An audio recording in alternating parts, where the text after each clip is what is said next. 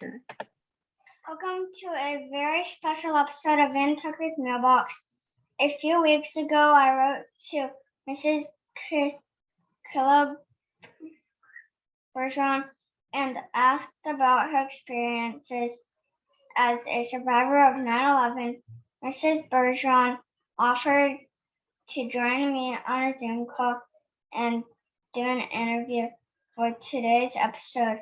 Thank you for joining me. Thank you for inviting me. Thank you for inviting me. So you worked in the North Tower of the World Trade Center. That's right. It's also known as One World Trade Center. It was the building that had that big antenna on top of it. My office was on the 68th floor out of 107 floors.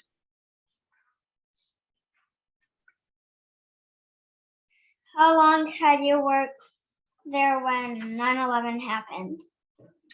Well, that morning I got up to vote. There was an election, and I got to work around 8 o'clock. And I guess the first towers hit about 8:46. I had been there, I guess, 45 minutes before it happened. How long did it take you to realize what was happening? Let me just say this too, because it gives you a visual. That building was beautiful. I had a nice office on the corner, and when I would look out the window, I would see the Statue of Liberty. That was pretty amazing. How long before I realized it? Well, when it happened, I thought a little plane maybe broke down or got off course and might have just kind of nipped the building.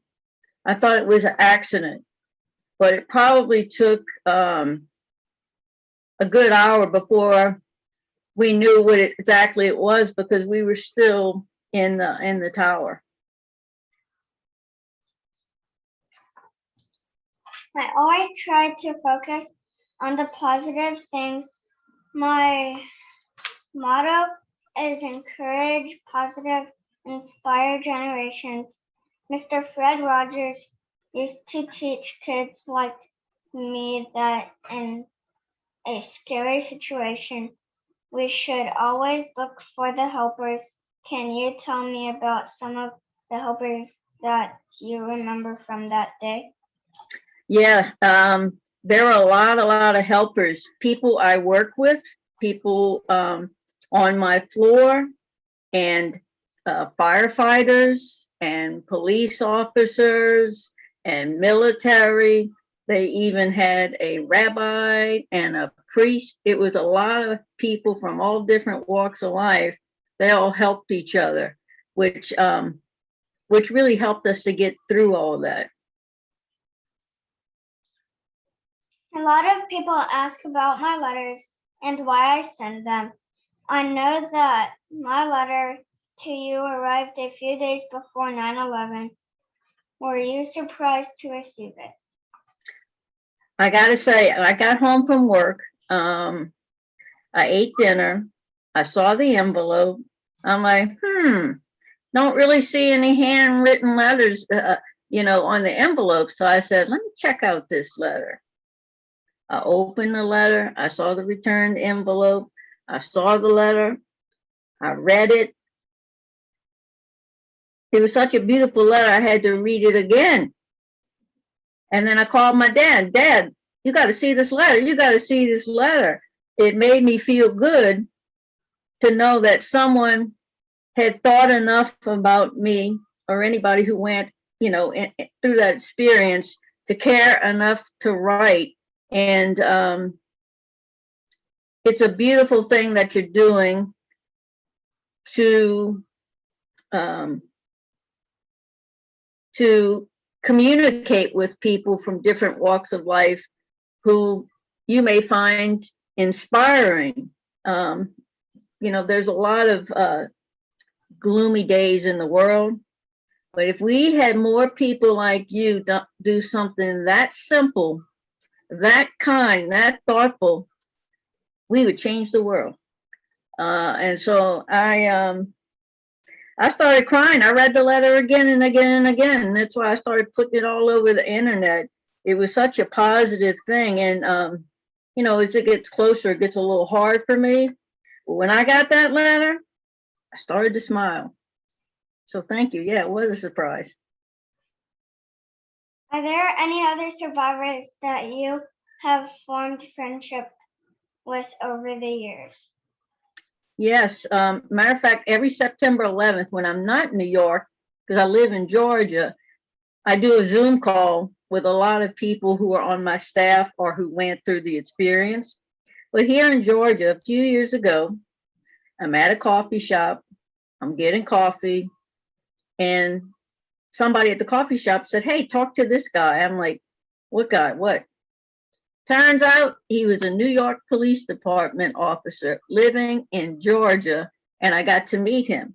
So ever since then, we've been kind of hanging out every weekend, and then on 9/11. And actually, this year, as a result of some of these stories, I got a call from another guy in Georgia who was in the second tower. And so it's a beautiful thing to meet people who went through the same experiences. So yeah, it's a positive thing to have people who understand. We got to see you as one of the speakers at the dedication ceremony of 9/11 Museum. What was this experience like? I was nervous, you know, giving a speech before a lot of people, but I was really glad because that staircase, if they wouldn't have had the staircase, I might not have made it. And so to have me talk about this staircase and how they preserved it and put it in the museum, I was very grateful and very thankful to go and talk about it. I've seen a lot of pictures of you working with the therapy horses. Can you tell me more about the program and how it helped you? Okay. First of all, I don't know if you can see, can you see this? Yes. This guy's name is Bean Sprout. I make little videos with him. I go to the farm every weekend, and I get to spend a lot of time with the horses, watching them run around, and they're kind of like families, especially they have these little mini horses, and it's like a family. And so one is like the big brother, another one's like the middle brother, the third brother, the girl, whatever. And sometimes they kind of fight like brothers and sisters and stuff like that. But it's a lot of fun to get to see all the personalities. And they love me because I'm always bringing peppermint treats. That as soon as they hear me opening the paper with the peppermint, they all come running towards me. And so I play with the horses, but there are some of the bigger horses who just kind of, it's like being in a safe place with a good friend. You feel very protected there. And so, yeah, I try to go there as much as I can. And I make, as I said, I make videos and take pictures and stuff like that. It's like an adventure every weekend. If you could describe your life in one sentence, what would you say? I would say there's much more to do in my life. I am 58 years old, so I'm getting up there. But I don't see myself as that age. I see there's a lot of more things, kind of like you helping people. That's what I like to do too, is to try to find people who need help and to talk to them and see what assistance we can get for them. Thank you so much for allowing me to interview you today. This has been so cool and is definitely a memory that I will share with my own kids one day. Thank you. Thank you. Now I have some questions for you. You ready? Okay. Let's just say you woke up tomorrow and you were an adult, right? You were the daddy or something. What would you like to do for a career?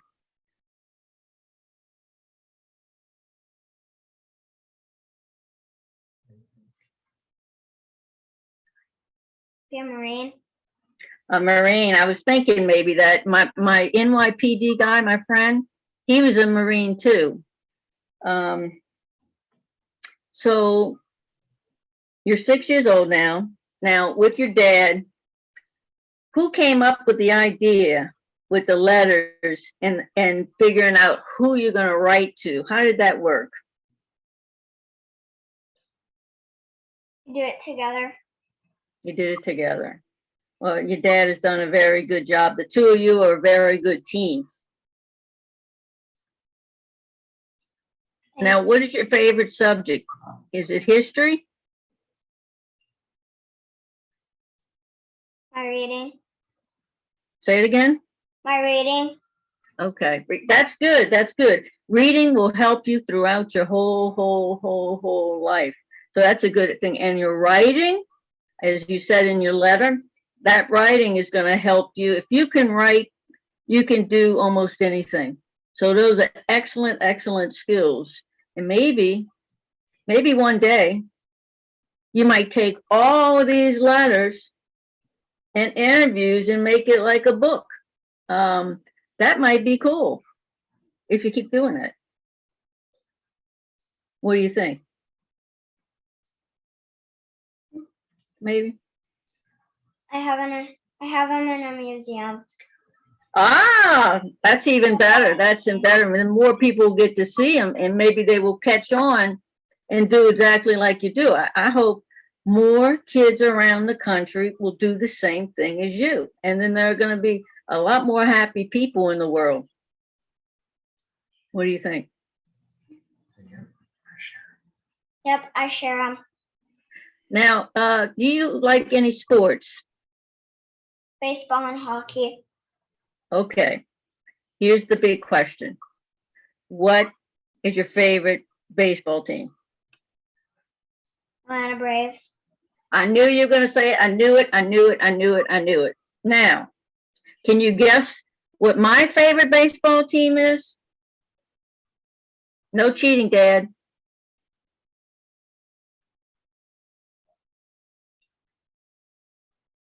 It's not the Braves. That's a hint. It's not the Braves. Let me give you a little hint. Mets. What? Mets?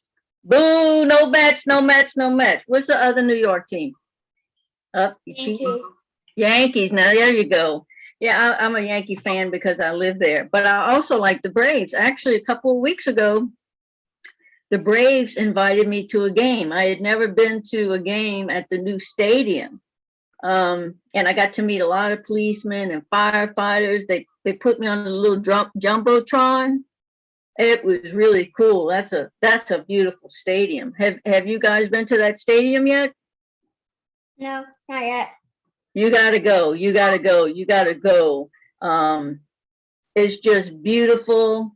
It's kid friendly. They got dogs. They got all kind of stuff. It's nice and clean. Always music going on. It's like a little town. So you definitely need to go. But I will, just so you know, because I don't like the Mets and I don't like the Red Sox, I will pull for the Braves in the National League. However, if it comes down to the Braves and the Yankees, that's going to be hard for me. I'm going to have to struggle.